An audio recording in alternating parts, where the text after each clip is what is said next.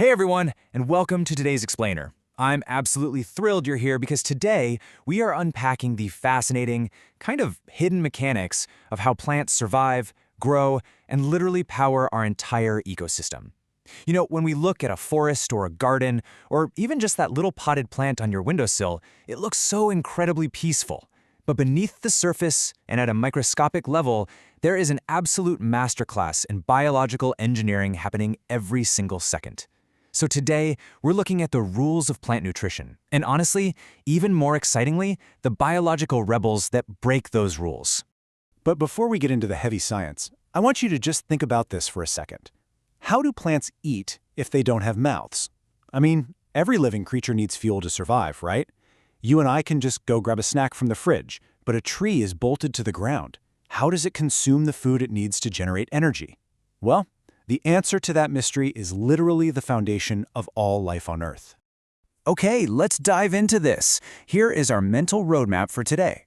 We'll start with what is plant nutrition, move into the magic of photosynthesis, meet the rule-breaking plants, explore symbiosis and teamwork, and finally look at recharging the soil. We've got a lot of ground to cover, but I promise you by the end of this explainer, you are never going to look at a green leaf this same way again. Section 1. What is plant nutrition? The basics of biological survival. So, nutrition. It isn't just about, eating. It's the fundamental economics of survival. Whether you're a human being, a microscopic bacteria, or a towering redwood tree, nutrition serves three totally non-negotiable purposes. It's there to generate energy, to grow and develop new cells, and to repair cellular damage. Without nutrition, biological survival simply stops. Now, in the biological world, organisms basically fall into two camps. First up, we have the autotrophs. Auto meaning self. These are the incredible organisms like green plants, algae, and some bacteria that actually manufacture their own food from scratch. We can kind of think of them as the rule followers of the plant kingdom. On the other side of the tracks, we have the heterotrophs. These organisms, like humans, animals, and fungi, cannot make their own food. They absolutely must rely on consuming others to survive. Keep these two categories in your head because this autotroph versus heterotroph dynamic is the engine that drives the entire natural world. Which brings us right to Section 2, the magic of photosynthesis, the ultimate biological factory. And this brilliant little formula is arguably the most important chemical reaction on the planet. Sunlight plus chlorophyll plus carbon dioxide plus water equals food and oxygen. Let's break that down really quick. Sunlight provides the pure energy. Chlorophyll, well, that's the green pigment inside the leaves that acts like a tiny microscopic solar panel to absorb that light. Carbon dioxide is pulled right out of the air and water is drawn up from the earth. Mix all that together and the plant manufactures glucose, which is its food, and it expels oxygen as a byproduct. Think of it like a highly efficient assembly line. Deep underground, the roots are acting as heavy-duty pumps, sending water all the way up into the leaves. Simultaneously, these microscopic pores called stomata breathe in carbon dioxide. The chlorophyll captures that solar energy, ignites a reaction that manufactures the glucose, and boom, that fuels the plant's massive growth. Finally, the plant releases oxygen right back out through those same stomata. Guys, the very oxygen you and I are breathing at this exact moment is literally the exhaust from this magnificent self-sustaining machine. Section 3. The rule-breaking plants. Time to meet the biological rebels. Now, what's really interesting here is that nature is rarely perfectly neat and tidy. If a plant can't run that photosynthesis factory we just talked about, it has to turn to a life of crime or scavenging to survive. Our heterotrophic rebels basically fall into three syndicates: the parasites who steal directly from a host, the insectivores who actively hunt, and the saprotrophs who scavenge and feed entirely on dead and decaying organic matter. Think mushrooms and fungi. Let's look a little closer at the thieves. Parasitic theft is such a wild survival strategy. Take Cuscuta, or the golden daughter. It produces absolutely zero chlorophyll. None. So instead of working for its food, it acts like a botanical vampire. Amazingly, it can essentially smell its victims to find the best host.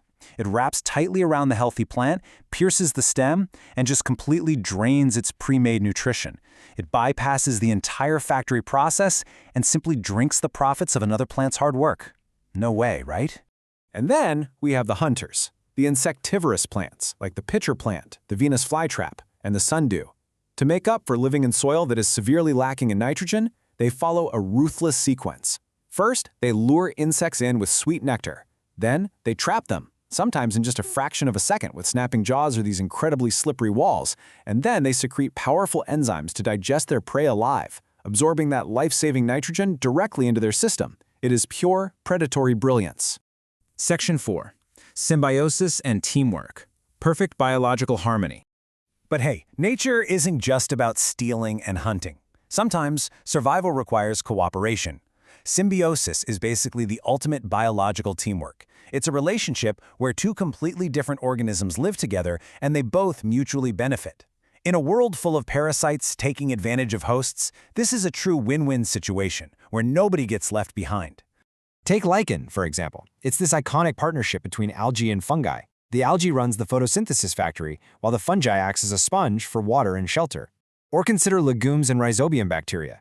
The plant itself can't pull nitrogen out of the air, but the bacteria can. So they set up this elegant trade agreement. The bacteria fixes the nitrogen for the plant, and in exchange, the plant provides the bacteria with delicious manufactured glucose. Talk about teamwork. Let's move on and see how this builds into our final section. Section 5. Recharging the soil, the ecosystem's bank account. I want you to think of the soil as the ecosystem's bank account. Every time a plant grows, it makes a withdrawal, absorbing vital minerals and nutrients from the dirt. Now, in nature, when plants die and decay, those nutrients are slowly redeposited. But with constant human farming, we're constantly harvesting. We're making mass withdrawals without giving the soil time to naturally recover. So the bank account gets depleted. To recharge it, we have to make deposits. We do this artificially through organic and chemical fertilizers, or biologically by utilizing that incredible rhizobium bacteria we just talked about, which naturally replenishes the soil's nitrogen levels. The balance absolutely must be maintained.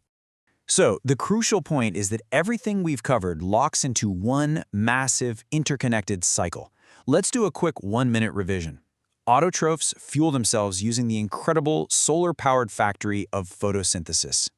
Heterotrophs cannot make their own food, so they depend on others. When plants become heterotrophs, they become the rule breakers, the parasitic thieves, the insectivorous hunters, or the saprotrophic scavengers, just to survive. And finally, symbiotic partnerships prove that mutual benefit can conquer even the harshest environments. It is a perfectly balanced web. From the deepest roots absorbing water, to the Venus flytrap snapping shut in a fraction of a second, to that invisible bacteria fixing nitrogen in the soil, it's all intimately connected. So here's my question for you. If every single rule follower and rule breaker relies on this unbelievably delicate, perfectly balanced cycle, how can we, as humans who also rely on this exact same cycle for our own nutrition, better protect the ultimate foundation of our ecosystem? Next time you walk past a simple green plant, I really hope you remember the absolute miracle of engineering happening right inside its leaves. Thanks so much for exploring the mechanics of plant nutrition with me today. Keep asking questions and keep learning.